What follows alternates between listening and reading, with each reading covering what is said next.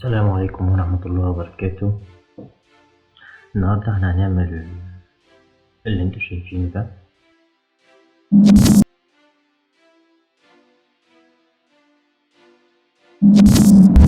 تمام. أول حاجة بنروح على نيو كومبوزيشن وبنكتب مثلا أي اسم تكست. تمام.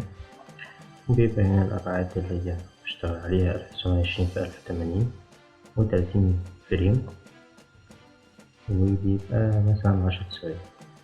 نقول اوكي.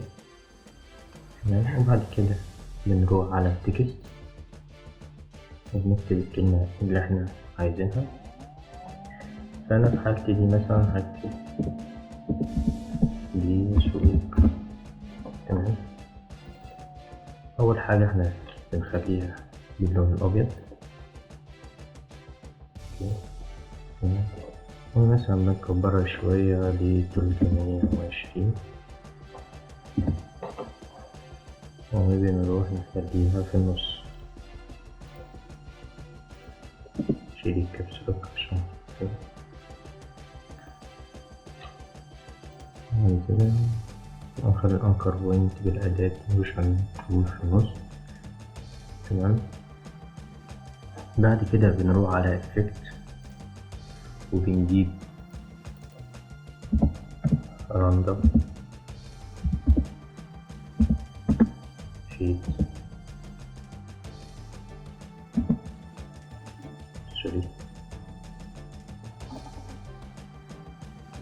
اب. تمام.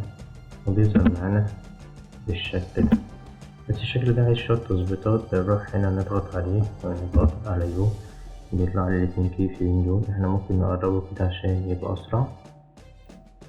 تمام. ونقدمهم شوية كده، نبتدي من الثانية الأولى مثلا كده هيبقى تمام جميل كده.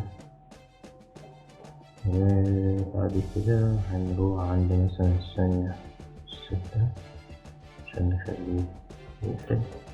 فهنعمل كي فريم ب100 برضه، مثلا عند 6 ونص ثانية كده، 6.5. نعمل كي فريم تانية، بس الكي فريم دي هتبقى بإيه؟ بصفر. تعالى نشوف الحركة كده مع بعض. احنا ممكن نختار دول كلهم كده ونعمل F9 عشان يبقوا قيس. شايف؟ جميل جدا.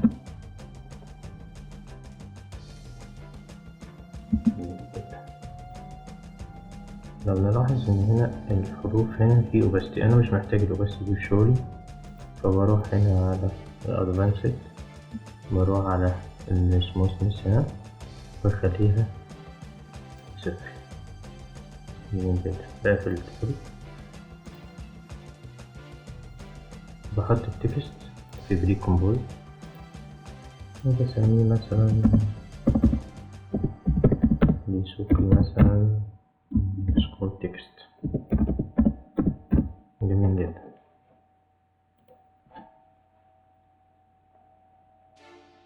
بعد كده بنروح على الافكتس ونجيب فيكس افكت فيكس. وبعد كده بنروح على الافكت ونجيب فيكس يمشي. تمام. وبنحطه تكست. تمام. بنغير شوية حاجات هنا. السيجمنت دي ب32 بنخليها ب1. تمام. وايه تاني؟ اللينس بدل ما هو بوينت، بدل ما هو هنخليه .06. تمام. والبراند مود بنخليه ترانسبورت عشان يبقى بالشكل ده كده. تمام. وبنغير اللون زي ما احنا عايزينه. مثلا يعني أنا مثلا نختار اللون، ممكن نختار اللون ده كده، نقول اوكي. تمام.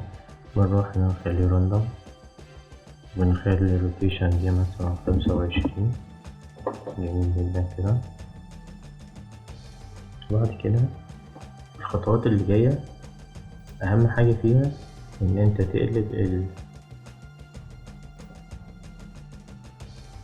دي تبقى عندك 32 بيت بير شانل. تمام، انت هتلاقيها 8، او لو هي موجودة عندك 8 انت بتضغط على الألت، تضغط عليها مرتين هتبقى 32. نرجع تاني. تمام، هنروح عند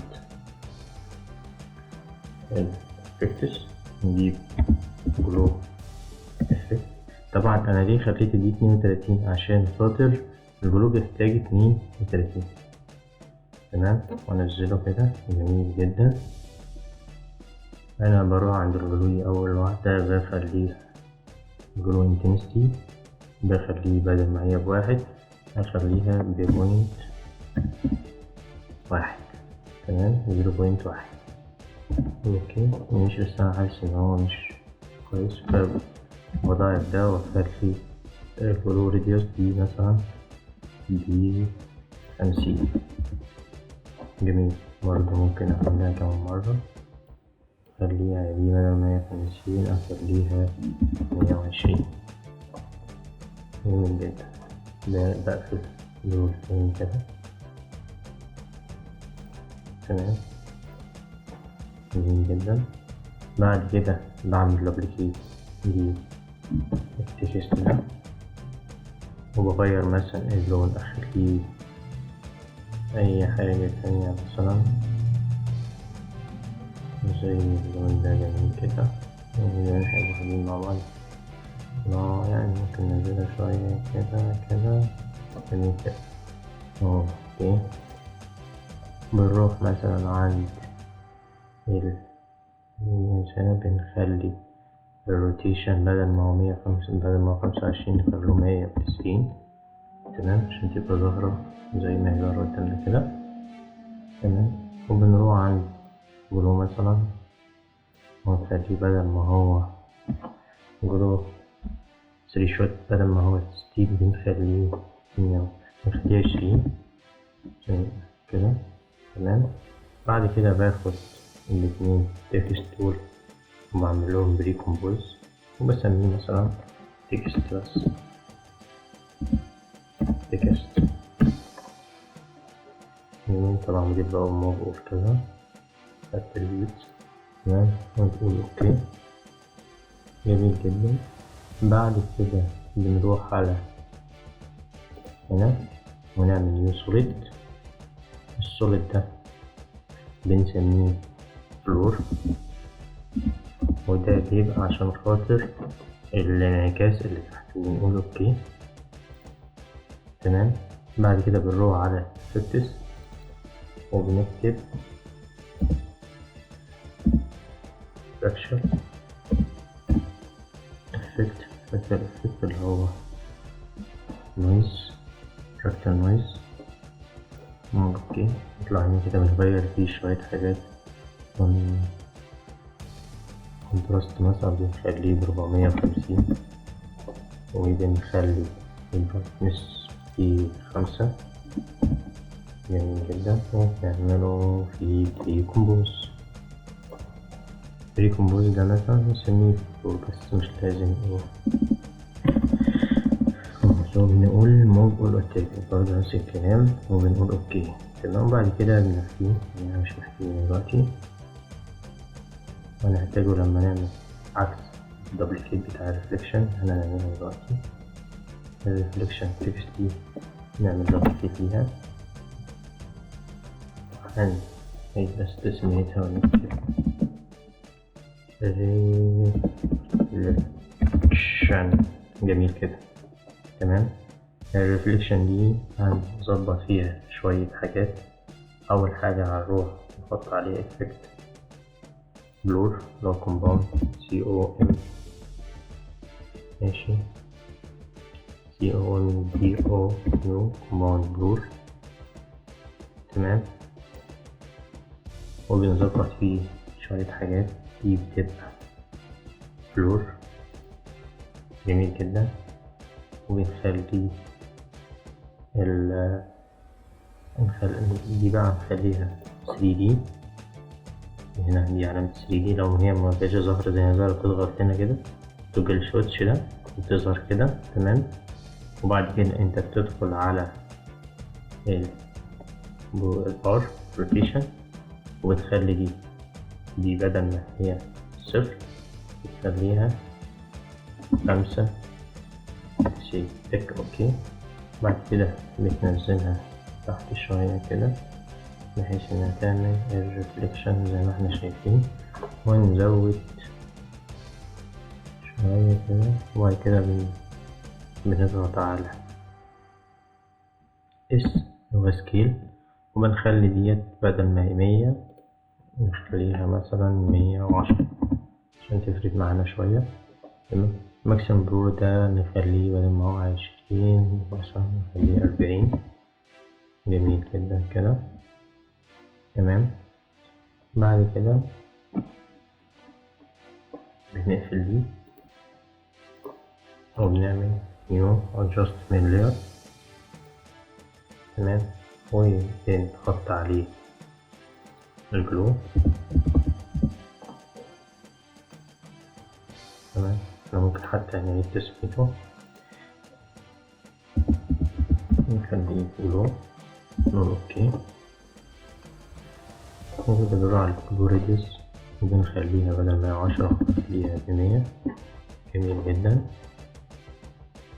تمام. وبعد كده دوبليكيت اللاير دي بتاعت التكست، ونروح نجيب هنا الفاست بوكس فلور وبنخليه ده مثلا عشان دي بنخليها ب400.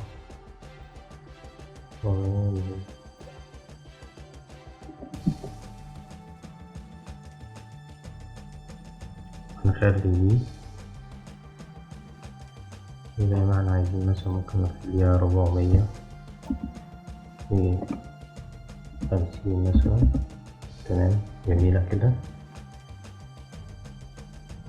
ممكن بعد كده دوبليكيت اللاير دي كده مرتين ونروح على ال3 لاير دول نعمل لهم سيلكت ونخليهم من هنا المود بتاعهم سكرين. جميل جدا كده. بقت جميلة جدا. تمام. احنا ممكن نعمل نيو adjustment layer تاني،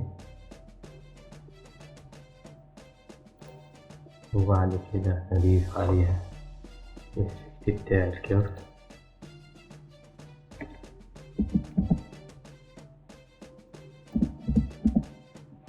تمام. سوري كيرف طبعا هنا كده. ممكن نسميها دي مثلا كيرف.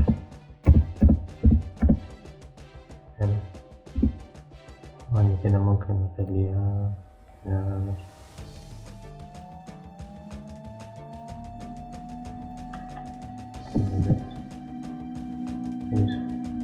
جميلة كده.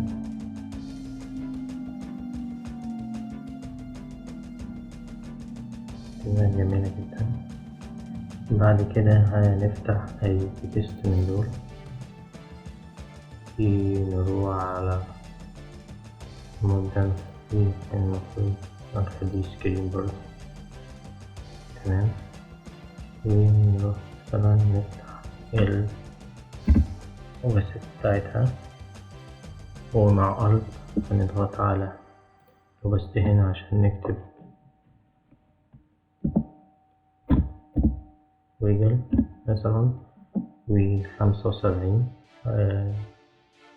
50 5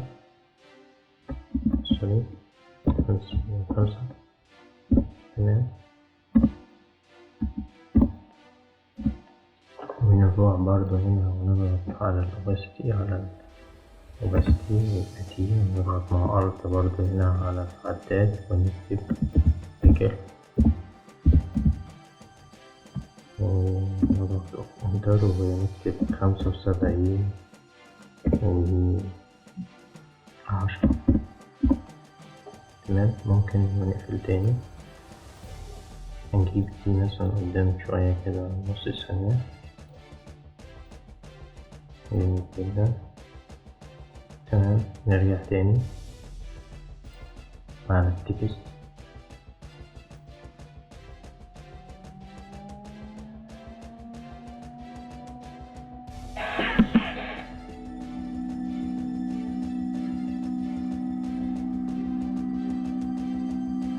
جميل جدا. احنا ممكن نجيب بعد كده هنجيب الكاميرا بتاعتنا عشان نعمل لها حركة. كاميرا، أنا بستخدم الكاميرا 50، هنقول أوكي. تمام. هنفتح مثلا البوزيشن بتاع الكاميرا، نبدأ في فريم هنا، وبعد كده نخليها قدام مثلا هنا، هتبقى مثلا شوية كده، تبقى مثلا كده مظبوط. ماشي، جميلة كده، كويس. بعد كده نرجع تاني كده. ممكن نضيف لها حاجة كويسة جدا، إن احنا نعمل ندوبليكيت دي،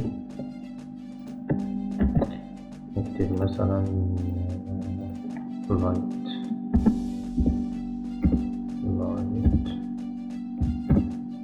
انتر، نخلي دي بدل ما هي هوريزونتال بس كده.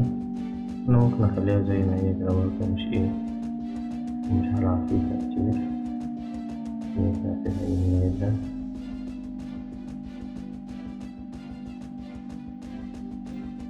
بس كده المفروض إنها تبقى معانا زي ما انتوا شايفين كده.